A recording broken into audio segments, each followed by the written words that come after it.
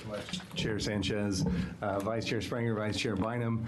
My name is Daniel Bonham. For the record, I represent House District 59, which is the western half of Wasco, all of Jefferson, all of Wheeler, and northern Deschutes County.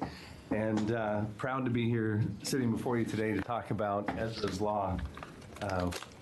Behind me and in the overflow room are roughly 100 people that have come here today, many from back home in Jefferson County in Madras.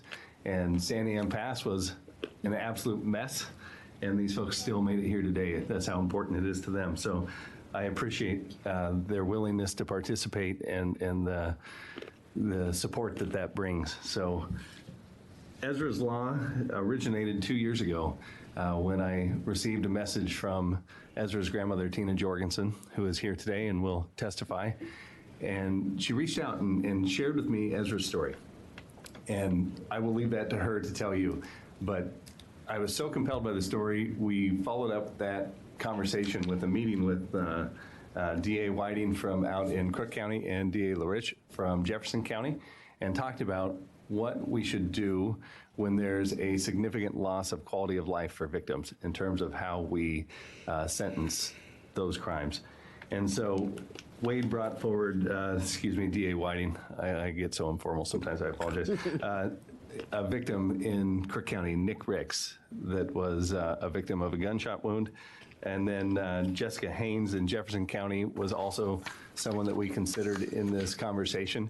And as this conversation has unfolded, we've met more and more folks, like little Roy, who is just the best, and you'll hear from his grandmother as well. And so the conversation originally, we started talking about young people and consideration for quality of life for just young people.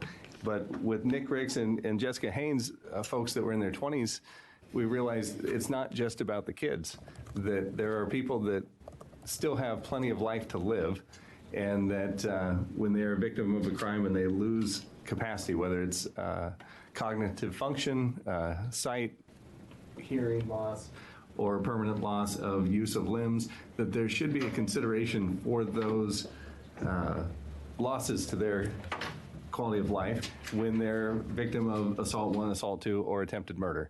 And so the question still remains, what that should be. And we put forward a bill that we asked you to consider, and recognize that today we're here to provide some more depth of understanding to what we were putting forward, and that there'll be time in the interim to put a work group together to get all parties to the table to discuss where we go from here. But really appreciate you entertaining this public hearing today and allowing for these folks to come have a voice in the process. So thank you very much. Thank you.